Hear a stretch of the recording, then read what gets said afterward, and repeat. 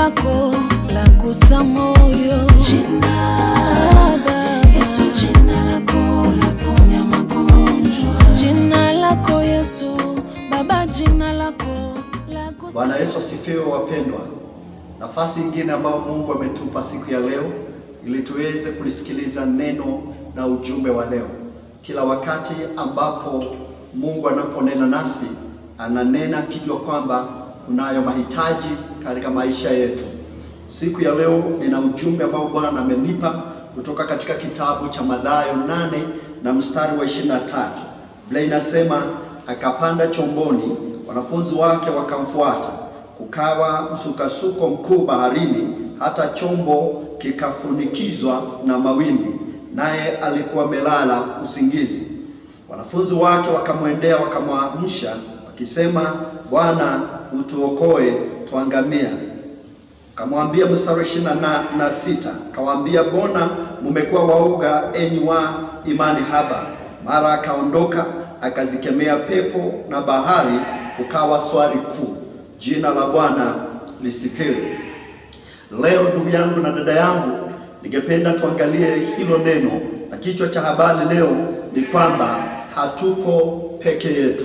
Ni vema kuelewa ndugu yangu kwamba hata wakati ambapo kunayo mawimbi katika maisha, kuna shida, kuna msukasuko, kuna kule hata kugadamizwa na mambo, ningependa nikuambie ya kwamba ndugu yangu, hauko peke yako. Mungu huwa pamoja nasi, na Biblia inasema hata kuacha na hata kupungukia. Biblia inasema wakati huu Yesu akafikiria kufuka na kwenda ng'ambo ya pili, na wanafunzi wake nao wakakubali kuenenda pamoja naye, kuandamana pamoja na Yesu, na wote wakaingia kwenye chombo ili wafuke kwenye ile ng'ambo ingine. Lakini Yesu akaenda mahali na yeye akalala, nao wanafunzi wakaendelea na safari. Lakini Mungu atukuzwe, ni kwa sababu wanaendelea na safari, Yesu akiwa kwenye chombo. Biblia inasema ya kwamba wakiwa safarini, kukawa na upepo mkali na kukawa na mawimbi ambayo ilikuwa karibu kuzamisha ile merikebu yao. Walipigana na yale mawimbi, na mwishowe wakamuita Yesu, wakamuuliza swali hili, hauoni kwamba tunaangamia? Na Yesu aliposimama, Biblia inasema akawaambia, ninyi waoga, ninyi watu wa imani haba.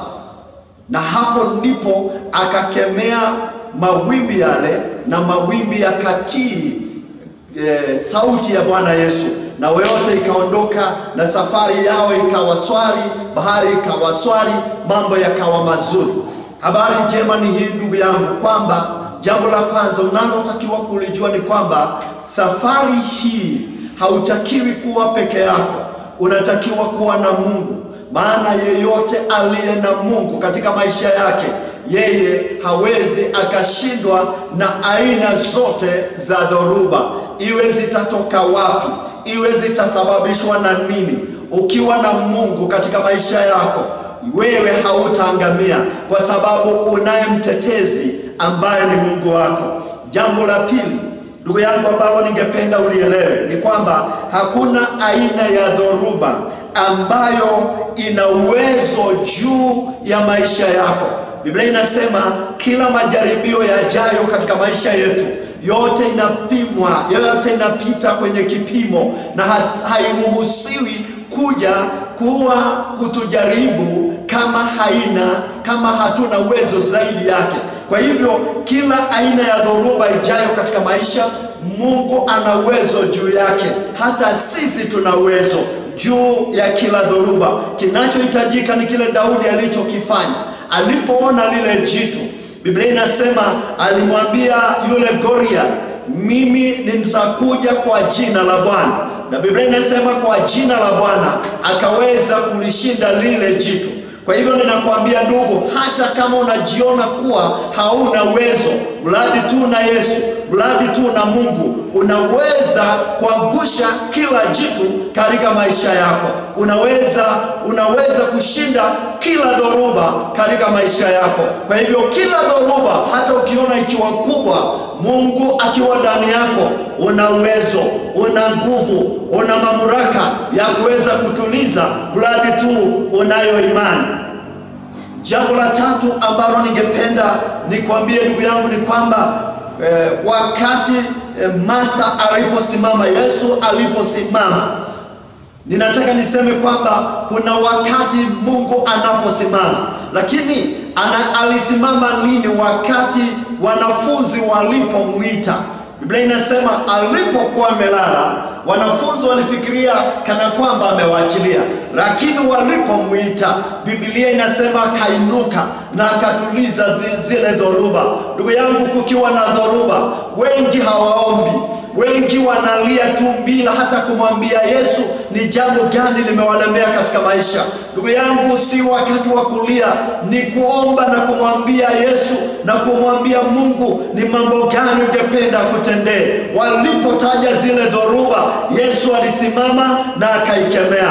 Atakaposimama katika maisha yako, atakaposimama katika nchi ya Kenya, atakaposimama kwenye familia yetu, ndugu yangu, sisi ni washindi, kwa sababu Yesu yuko pamoja nasi. Tumuite Yesu, muite Yesu, muite Mungu, na yeye atasimama. Maana atakaposimama, kila dhoruba katika maisha atakapoikemea itatuondokea, na jina la Bwana litatukuzwa na litainuliwa. Jambo la nne ambalo ndugu yangu ningependa kukuambia ni kwamba haupo peke yako. Mara nyingi watu hufikiria wanapokutana na dhoruba kana kwamba wako peke yao, lakini ningependa nikwambie, Mungu akiwa hapo, hata kana kwamba unaona kana kwamba amenyamaza, hata kama amenyamaza, ndugu yangu, hajanyamaza. Wewe ni mtoto wa Mungu, anakuangalia. Watu wanafikiria kwamba wakati huu ulimwengu umekuwa na shida ya korona, ni kana kwamba Mungu amenyamaza, ni kana kwamba Mungu hayupo, ni kana kwamba Mungu amewaachilia. Lakini leo ninataka nikwambie, hautupo peke yetu. Kenya hatuko peke yetu, familia hampo peke yenu, ndugu zangu hamko peke yenu. Ni dhoruba tu, lakini yule mtulizo wa dhoruba akiwa kwenye maisha yako, hauko peke yako. Mwite Yesu, atatuliza dhoruba, maana hauko peke yako. Biblia inasema wakati mmoja Shadraka, Meshaki na Abednego walipoambiwa kwamba watachomwa kwa sababu ya kutoinamia sanamu ya mfalme, Biblia inasema hawakulikana jina la Yesu, jina la Mungu hawakulikana. Hata walipoonyeshwa moto ambao umeongezwa mara 7, hawakumkana Mungu, walienenda kwa moto. Kumbe Mungu alikuwa pamoja na wao, akaingia pamoja nao kwenye moto na hawakuchomeka. Biblia inasema hawakunuka hata moshi. Ukiwa na Mungu ndugu yangu, ukiwa na Mungu dada yangu, hata kama kuna aina zote za mawimbi, hata kama kuna aina zote za vita, Biblia inasema hamna mtu wa vita utakapoinuliwa kinyume chako utakaofaulu kwenye kazi. Wewe umelindwa kwa sababu na Yesu. Alilinda kina Shadraka, Meshaki na Abednego. Alimlinda Danieli akiwa kwenye tundu la simba.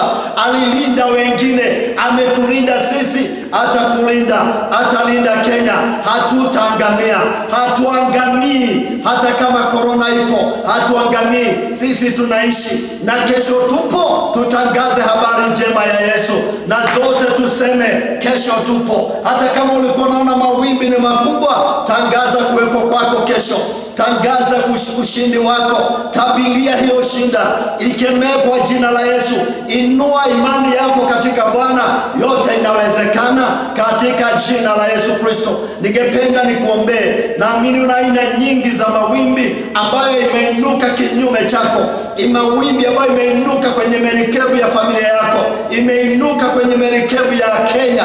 Korona imeinuka, inataka kuangamiza Kenya, inataka kuangamiza ulimwengu. Lakini Biblia inasema atakapoinuka mtuliza dhoruba, kemeto atakapokemea hii yote tutakuwa washindi kwa jina la Yesu. Familia tunashinda, korona inaisha, Kenya inakuwa salama, itakuwa salama, wote watakuwa salama kwa jina la Yesu. Bwana, rinda nchi ya Kenya, rinda jamii zetu.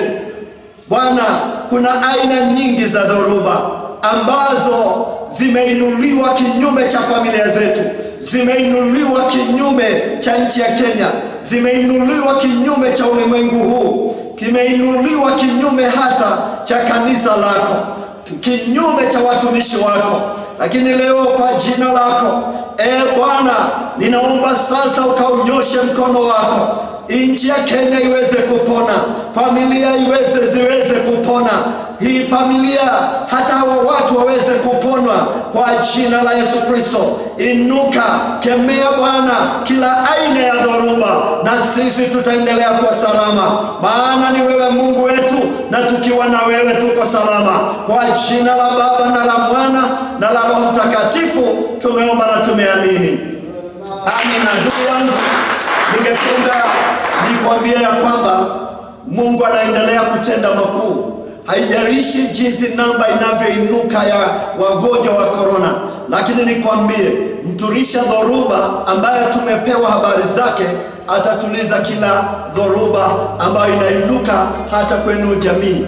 Nilisema hivi, kile ambacho ni kizuri, hakikisha umezingatia usafi wote. Nawa mikono ingiapo na utokapo, wendapo hata sokoni, hakikisha umenawa mikono mara nyingi iwezekanavyo. Funika weka mask ili ufunike kinywa chako na hata mapua yako kila wakati.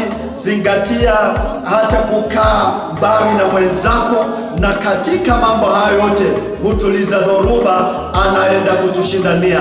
Na ninakutambilia upo kesho, kwa sababu mtuliza dhoruba ako ndani yako. Barikiwa sana ndugu yangu, na Mungu akubariki.